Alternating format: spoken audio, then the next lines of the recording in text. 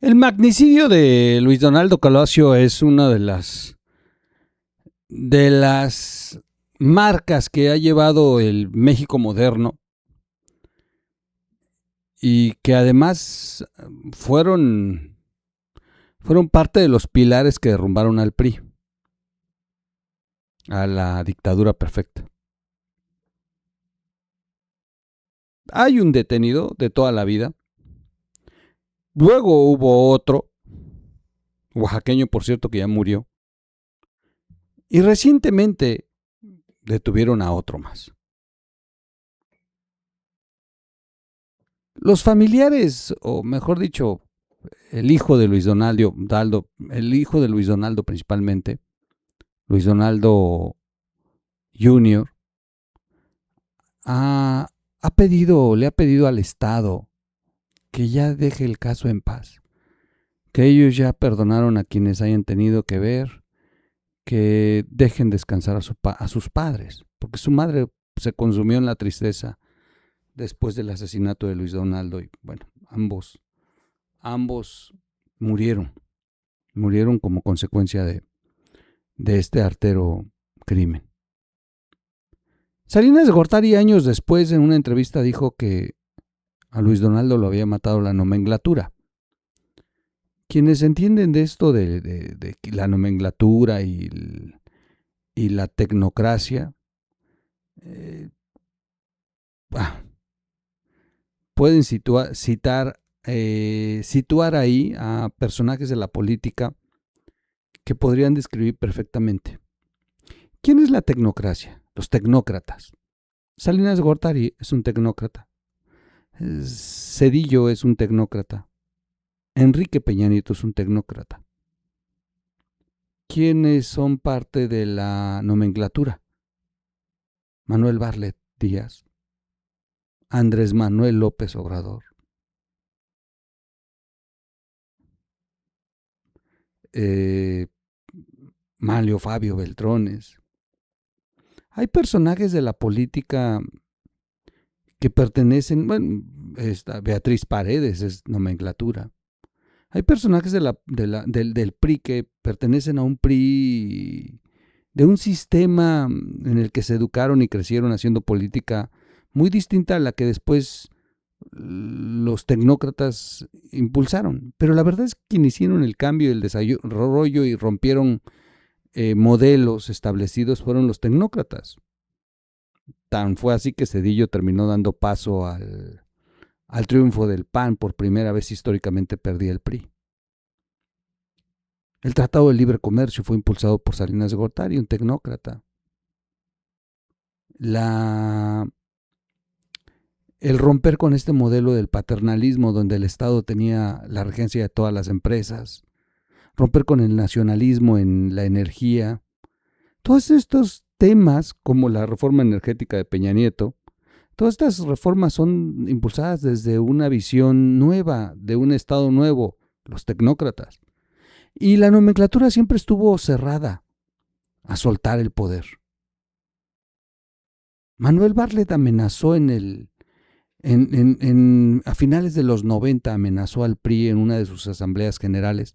Manuel Bartlett amenazó al PRI con, con, con decir que el PRI iba a perder, que el PRI iba a desaparecer y que para lograr que no ocurriera esto, que primero se tenía que cambiar el nombre del partido.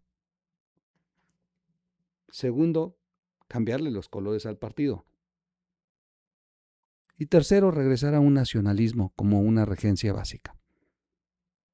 Ser el Estado, perdón, algo me brincó, el Estado rector de los recursos energéticos principalmente. El control total de Comisión Federal de Electricidad y Pemex y cerrar la oportunidad de inversión extranjera. 20 años después, Manuel Bartlett crea un movimiento con Andrés Manuel López Obrador, al que le llaman Movimiento de Regeneración Nacional. Y precisamente ahí se van todos los de la nomenclatura y precisamente son un PRI con una nueva cara, con un nuevo color y con la regencia del paternalismo, con la regencia del nacionalismo. Las cosas no pasan por casualidad. En la política no hay casualidades. Lo cierto es que Andrés Manuel ha intentado usar el asesinato de Luis Donaldo Colosio con dos fines. Uno, golpear al pasado, acusando al PRI de haber asesinado a Colosio, a la política vieja, cuando él pertenece a esa política y a ese grupo de la nomenclatura. Pero para él era parte de un discurso, porque además el asesinato de Colosio le dolió a la gente, aunque no fuera del PRI. Yo solamente he visto dos fenómenos así en lo que va de mi vida. Uno, el asesinato de Colosio, y dos, el asesinato de Carlos Manzo.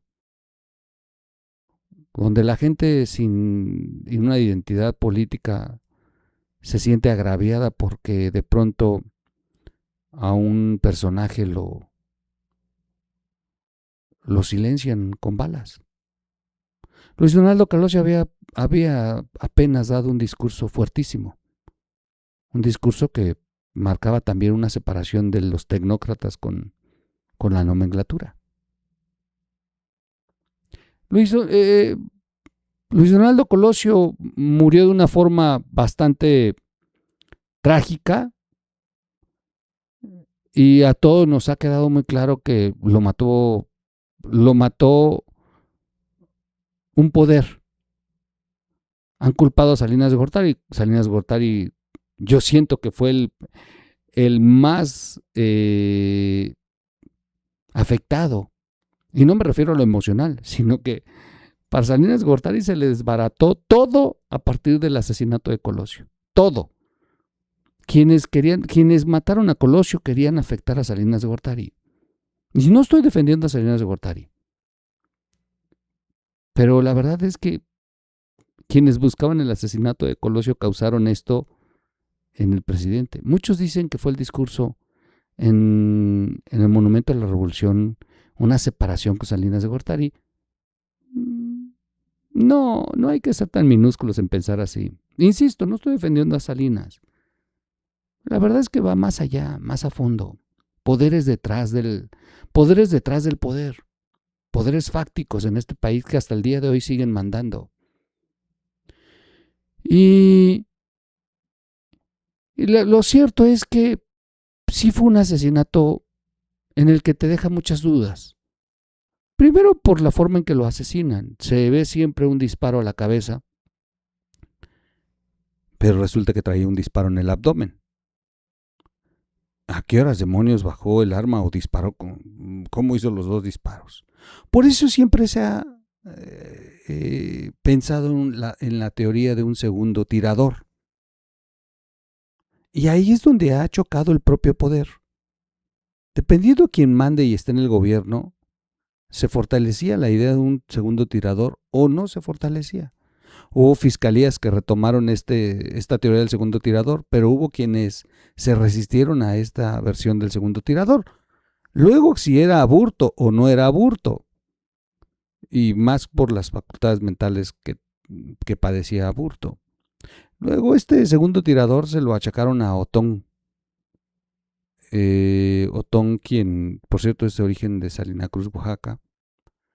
Y ya se estaban embarrando al papá del exgobernador de Oaxaca, Alejandro Murat, a José Murat, también es gobernador de Oaxaca, a quien siempre le han atribuido de ser el séptimo pasajero en el helicóptero que llevó a Luis Donaldo Colosio a Lomas Taurinas. Porque sí, Otón sí tenía una relación con Murat. Pero al final de cuentas Otón lo liberaron otra vez, porque hubo quien creyó que el segundo tirador no era una teoría. Pero recientemente Alejandro Gertz Manero lo hizo. Y cosa interesante, porque Alejandro Gertz Manero, antes de dejar el poder, 2 años antes, comenzó a hacer cosas en paralelo a López Obrador. Hoy nos damos cuenta. Abrió un expediente del Huachicol en donde viene el hijo de López Obrador mencionado 4 veces. Abrieron un expediente por el accidente del transísmico donde el dictamen lo dice muy claro. No traía ni siquiera velocímetro. Hay cosas que hizo Alejandro Gertz Manero que uno no se explica si lo hizo a propósito para minar a López Obrador o para negociar contra López Obrador. Lo cierto es que Alejandro Gertz Manero abrió hace unos meses resurge la teoría del segundo tirador. Y López Obrador aprovechó esto. Aprovechó esto para desviar la atención de las acusaciones que ya tenía encima. Y luego Claudia Sheinbaum lo continuó. Y lo continuó como si fuera el manual de un libro. Por eso llama la atención que ya que se va Gertz Manero, de pronto hay un tribunal federal rechaza la teoría del segundo tirador y ordena la libertad de este exagente, que ya se pasó en la cárcel un buen tiempo. Lo que llama la atención es la forma en que se ha dado la sentencia. La Fiscalía General de la República ya no puede apelar. Le amarraron las manos. No pueden reabrir el expediente del segundo tirador. A menos que los familiares impugnen. Pero, insisto, su hijo ha declarado que no tienen la intención de continuar con esto y le pidió a la presidenta y antes al presidente que por favor ya no usaran a su padre y que cerraran el caso. El caso sigue manoseado por los políticos y los políticos van a seguir usando a Luis Donaldo aun cuando los familiares se opongan. Y la verdad es que pues, es un magnicidio como todos, que deja siempre más dudas que respuestas, que sin duda te muestra que un poder muy, muy por encima del que los mexicanos podemos asimilar estuvo detrás de la muerte de Luis Donaldo. No sabemos hasta dónde de verdad Salinas estuvo involucrado o si de verdad fue un acto para desestabilizar al propio Salinas. No sabemos si de verdad Luis Donaldo y Salinas se pelearon. Incluso no sabemos si Luis Donaldo hubiera sido un excelente presidente. Nadie lo sabrá. Nadie lo sabrá porque el Estado se ha encargado de acallarlo. Pero esto que acaba de suceder llamó mucho la atención. Como si alguien tuviera prisa por cerrar este episodio. Y aquí es donde entonces yo me quedo con la primera declaración de Salinas de Gortari. A Luis Donaldo Colosio lo mató la nomenclatura. Y hoy la nomenclatura es la que está gobernando. Es la cuarta transformación del PRI. Regreso y les leo muy rápido porque vamos a mejor escuchar un mensaje de Colosio.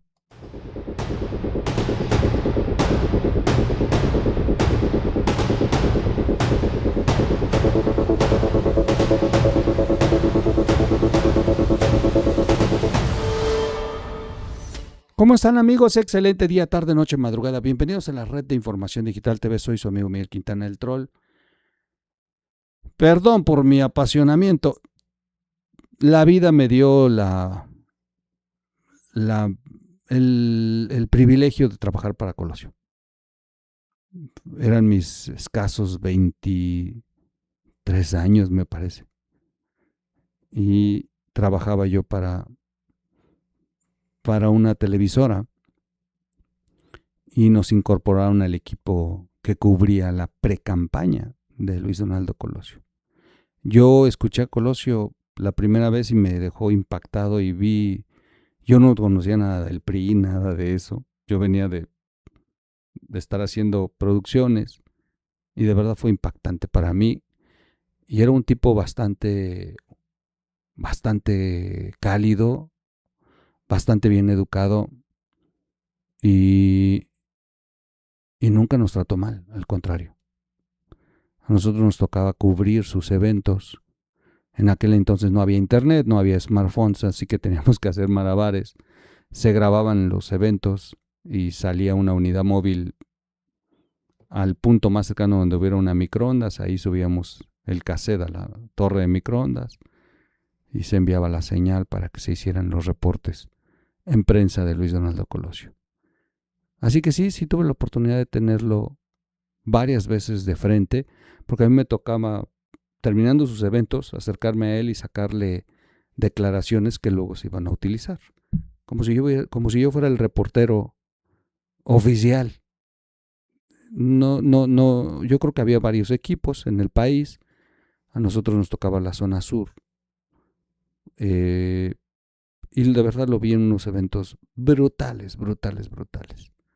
Eso me marcó mucho como joven y para mí fue muy impactante cuando me enteré de la noticia. De hecho, me extrañó porque nosotros teníamos en agenda ir a Chiapas, porque ahí iba a iniciar la campaña. Insisto, yo estuve en la pre-campaña, o sea, todavía no era el candidato oficial y ya estaba haciendo eventos. En algunos lados les iba muy mal, en otros empezó a ir muy bien. A los que a mí me tocó ir le fue de maravilla. Y estábamos listos para irnos a Chiapas cuando nos dijeron que se había cambiado la gira a Tijuana. No arrancaría en Chiapas. Estaba reciente lo del ZLN y estas negociaciones que tenía su ex jefe de Marcelo Ebrard y este equipo que al final de cuentas terminó siendo el que impulsó a López Obrador. Y ellos sacaron a Colosio de Chiapas y lo mandaron a Tijuana y ahí lo mataron. Es brutal. Un tribunal federal ordenó liberar al exagente del CISEN vinculado al caso Colosio. Un tribunal federal ordenó la liberación de Jorge Antonio Sánchez Ortega, exagente acusado del segundo tiro. Este tribunal exonera al exagente, quien era investigado por su presunta participación como el segundo tirador que le quitara la vida a Luis Donaldo Colosio. Esta teoría fue impulsada por Alejandro Gertz Manero. El primer tribunal colegiado de apelación del segundo circuito con sede en Toluca, en el Estado de México, concluyó que no existen pruebas suficientes que vinculen a Sánchez Ortega con el homicidio cometido por Aburto, quien ya lleva 45 años en la cárcel. Que hasta la fecha hay muchos que sostienen que ni siquiera es Aburto el asesino. Hubo un video, déjenme decirles que hay un video que apenas se reveló hace 7 años. No lo puedo pasar porque es muy explícito el disparo y a mí ya me traen censurado en YouTube. Pero les voy a dejar la liga, de verdad les voy a dejar la liga porque sí está en YouTube. Es un video inédito que no se había conocido. Apenas hace 7 años fue sacado de los archivos que se mantenía en secreto. Ese video lo grababa un agente que todo el tiempo... Y él tiene otro ángulo y otra perspectiva del disparo. Y déjenme decirles, es bastante extraña la forma en que se ve desde este ángulo. Y definitivamente el arma la mantiene arriba. No sé cómo le dio el segundo disparo, porque aquí sí se nota mucho cómo se desvanece Colosio, pero él todavía continúa con el arma arriba. ¿Qué hora le metió el segundo disparo? Pero bueno, yo sí estoy convencido que hay un segundo tirador. Yo sí estoy convencido.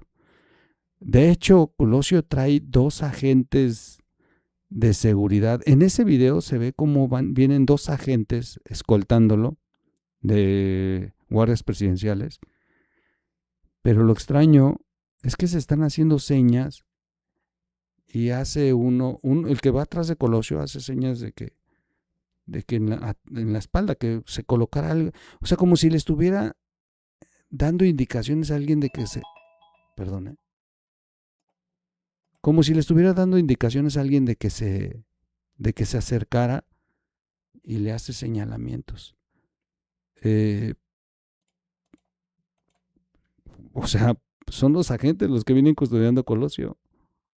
Y cuando ya le dan el disparo a Colosio, ninguno de los dos agentes están junto a él.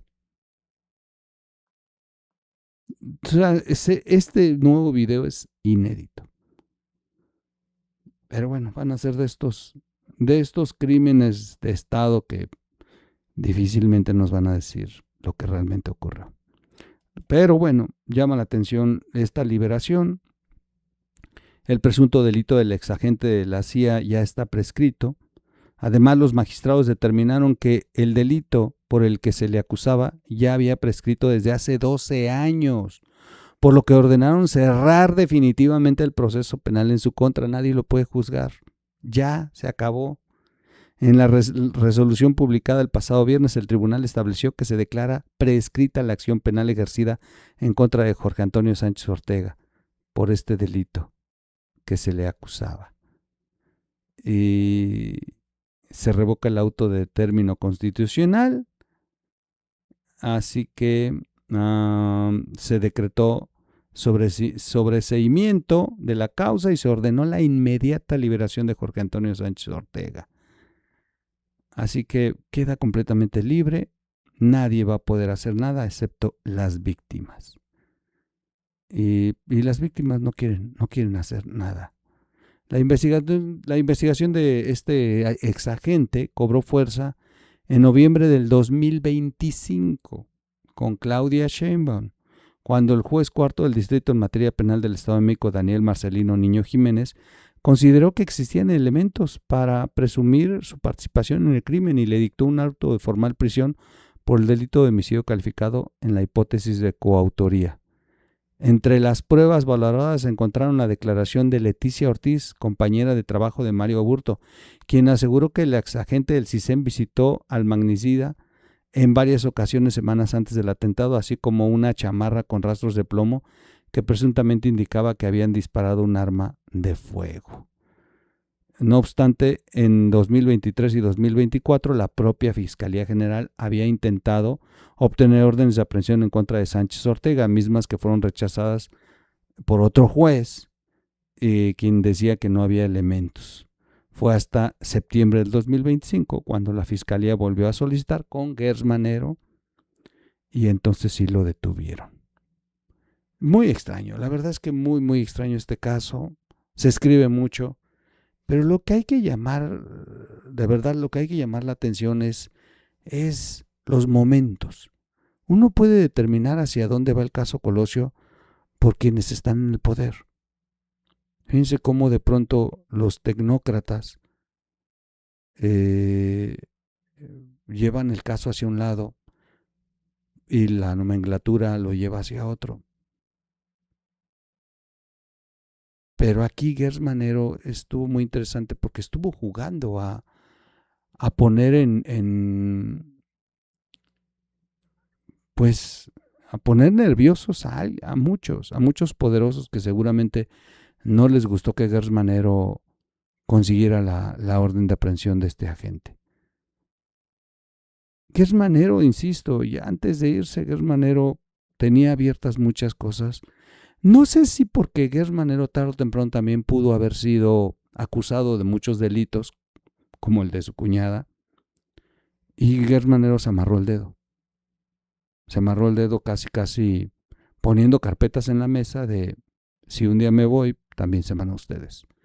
Pero sí es extraño, Gers Manero sí inició, sí abrió este caso, por ejemplo, e insisto, el caso de Andy y muchos otros casos que de pronto Claudia Sheinbaum les ha echado agua por completo. Y les ha echado agua porque Claudia simplemente recibe órdenes desde Palenque y se acabó. ¿Y quién manda en Palenque? La nomenclatura. ¿A quién no le conviene que estuviera este segundo tirador en la cárcel? A la nomenclatura. ¿Quién es la nomenclatura? Insisto, Manuel Bartlett y López Obrador. En fin, así el tema del caso Colosio. Iba a poner el discurso de Colosio, pero bueno, un poquito vamos a ponerlo nada más para referencia de salir. Y insisto, son temas que no vamos a a encontrar que se tenga justicia sobre esto, porque dependiendo quién esté al mando en este país, y no me refiero a los políticos, me refiero a los grupos de poder que realmente mandan en este país. Ahí es donde radica el origen de todos estos misterios. Vamos a escuchar a Colosio tantito, unos minutos, y despedimos el podcast. Me he encontrado con el México de los justos reclamos, de los antiguos agravios y de las nuevas demandas. El México de las esperanzas, el que exige respuestas, el que ya no puede esperar. Ese es el México que nos convoca hoy. Ese es el México que convoca mi conciencia. Ese es el México al que habremos de darle seguridad, al que habremos de darle rumbo en la nueva etapa del cambio. Yo veo un México de comunidades indígenas que no pueden esperar más a las exigencias de justicia, de dignidad y de progreso. De comunidades indígenas que tienen la gran fortaleza de su cohesión, de su cultura, y de que están dispuestas a creer, a participar, a construir nuevos horizontes. Yo veo un México de campesinos que aún no tienen las respuestas que merecen. He visto un campo empobrecido, endeudado, pero también he visto un campo con capacidad de reaccionar, de rendir frutos si se establecen y se arraigan los incentivos adecuados. Veo un cambio en el campo, un campo con una gran vocación productiva, un campo que está llamado a jugar un papel decisivo en la nueva etapa de progreso para nuestro país. Yo veo un México de trabajadores que no encuentran los empleos ni los salarios que demandan. Pero también veo un México de trabajadores que se han sumado decididamente al esfuerzo productivo y a los que hay que responderles con puestos de trabajo, con adiestramiento, con capacidad. Pero también veo jóvenes que cuando cuentan con los apoyos, que cuando cuentan con las oportunidades que demandan, participan con su energía de manera decisiva en el progreso de la nación. Yo veo un México de mujeres que aún no cuentan con las oportunidades que les pertenecen. Mujeres con una gran capacidad para enriquecer nuestra vida económica, política, social. Mujeres, en suma, que reclaman una participación más plena, más justa en el México de nuestros días. Yo veo un México de empresarios de la pequeña y la mediana empresa, a veces desalentados por el burocratismo, por el mar de trámites, por la discrecionalidad en las autoridades. Son gente creativa y entregada, dispuesta al trabajo, dispuesta a arriesgar, que quieren oportunidades y que demandan una economía que les ofrezca condiciones más favorables. Yo veo un México de profesionistas que no encuentran los empleos que los ayuden a desarrollar sus aptitudes y sus destrezas. Un México de maestras y de maestros, de universitarios, de investigadores que piden reconocimiento a su vida profesional, que piden la elevación de sus ingresos y condiciones más favorables para el rendimiento de sus frutos académicos. Técnicos que buscan las oportunidades para aportar su mejor esfuerzo. Todos ellos son las mujeres y los hombres que mucho han contribuido a la construcción del país en que vivimos y a quienes sabemos de responderles. Yo veo un México con hambre y con sed de justicia, un México de gente agraviada por las distorsiones que imponen a la ley quienes deberían de servirla, de mujeres y hombres afligidos por abuso de las autoridades o por la arrogancia de las oficinas gubernamentales. Veo a ciudadanos angustiados por la falta de seguridad, ciudadanos que merecen mejores servicios y gobiernos que les cumplan, ciudadanos que aún no tienen fincada en el futuro la derrota. Son ciudadanos que tienen esperanza y que están dispuestos a sumar su esfuerzo para alcanzar el progreso. Yo veo un México convencido de que esta es la hora de las respuestas, un México que exige soluciones. Los problemas que enfrentamos los podemos superar. Yo me propongo encabezar un gobierno para responderle a todos los mexicanos. El cambio con rumbo y con responsabilidad no puede esperar.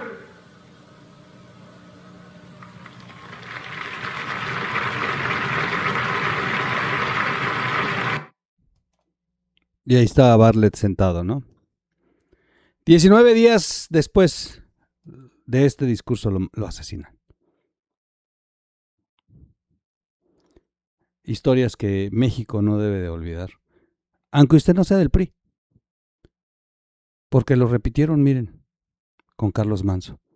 Y lo van a seguir repitiendo si este México no reacciona, no despierta. Bueno, a menos que sea un partido de la selección, que es en lo único que vemos cómo reacciona el pueblo. Lamentable. Suscríbase al canal, dele click a la campanita, comparta el video, comenta el video, dele like o dislike y bueno, nos llevaremos estos misterios a los anales de la historia, que se contará por siempre en las versiones que le acomoden a quien gobierna.